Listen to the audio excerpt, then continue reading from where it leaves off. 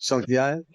इसमें से खरगापुर सरसबा, भरवारा मल्हौर, चिनहट फर्स्ट और चौथा वार्ड राजीव गांधी फर्स्ट।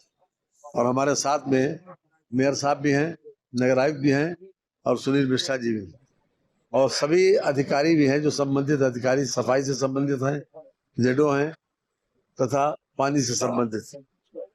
जो पहला वार्ड खास तौर से जो संकट मोचन मंदिर मार्ग पर नाला बना हुआ है उसको देखा, उसका निर्माण जितनी जल्दी से जल्दी हो सके पूरा हो, क्योंकि उसकी वजह से आवागमन बहुत अवरुद्ध है। हमको बताया गया कि 19 तारीख तक पूरा कर देंगे, 15 दिन में। 20 तारीख को फिर से इसका निरीक्षण करना है। साथ ही साथ जो नाले की सफाई नहीं हुई उसके ऊपर भी तत्काल ध्यान भी देना है। और मेरा तो कहना यह है कि 30 जून तक प्रत्येक नाला लखनऊ का वो साफ होना चाहिए, जिससे बरसात से पहले अगर नाले क्लियर रहेंगे तो कहीं पर भी जलभराव देखने को नहीं मिलेगा। इसके साथ ही भरवारा मल्हौर में भी सफाई, और जो जहां तक खास तौर से खाली प्लाट लोग छोड़ जाते हैं उनको नोटिस दे के उनकी बाउंड्री उठवाना चाहिए, क्योंकि अगर वो बाउंड्री नहीं उठाएंगे तो लगातार मोहल्ले के लोग ही उसको एक तरीके से डंपिंग ग्राउंड बना देते हैं। तो ये पहली आवश्यकता ये है कि उनको नोटिस दिया जाए और उन लोगों की बाउंड्री उठवाई जाए कि जो लोग खाली प्लाट छोड़ देते हैं, ताकि उनके प्लाट पर डंपिंग ग्राउंड न बन सके, कोई न डाल सके। चिनहट फर्स्ट भी बाजार मौके के बगल में नाला जो है वो साफ होना चाहिए। और एक स्थान देखा है मुझे, नगर आयुक्त ने जो सुझाव दिया है खास तौर से पार्किंग का, कि यहाँ पर पार्किंग बनना चाहिए, तो मैं समझता हूँ कि बहुत सूटेबल है कि जितनी जल्दी से जल्दी अगर पार्किंग बन जाएगी तो वहां पर कूड़ा पड़ना बंद हो जाएगा। जेडो को रेगुलर दौरा भी करें और मॉनिटरिंग भी करें। जेडो के दौरा न करने से स्थिति बहुत अच्छी नहीं है, और हम लोग लक्ष्य बनाकर बैठे हैं कि हम पहले नंबर पे आएंगे, इंदौर बनेंगे, लखनऊ भी इंदौर बनेगा।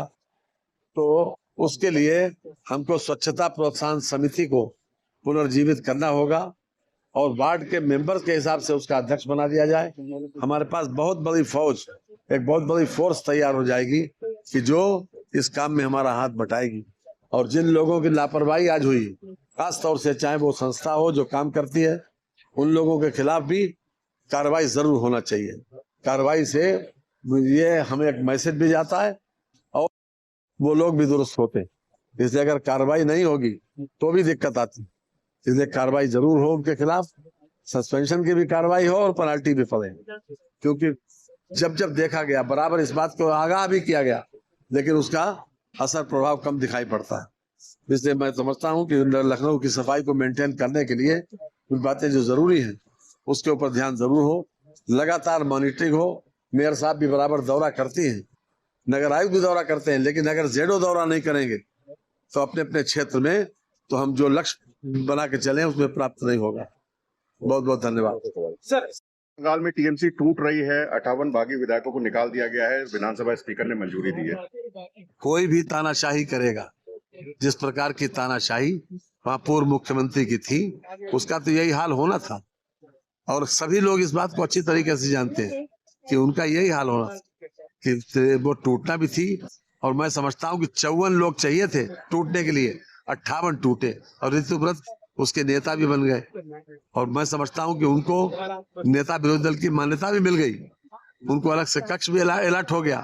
ये तानाशाही का और गलत व्यवहार का और जिस तरीके अराजकता का ये नमूना सामने आया कि अपनी पार्टी नहीं बचा पाए, जो थी दी थी जनता ने वो नहीं संभाल कर रख पाए। हम स्वागत करते हैं ऋतुव्रत का, जिन्होंने ये स्टैंड लिया और वो उनको आज नेता प्रतिपक्ष की मान्यता भी दे दी गई। धन्यवाद। बहुत बहुत दुखद है दिल्ली की घटना, और ये समय समय के ऊपर उनको निर्दोष दिया जाता है। और आज फिर इस विषय के ऊपर हम जिलाधिकारी सहित संबंधित लोगों को निर्देश देंगे।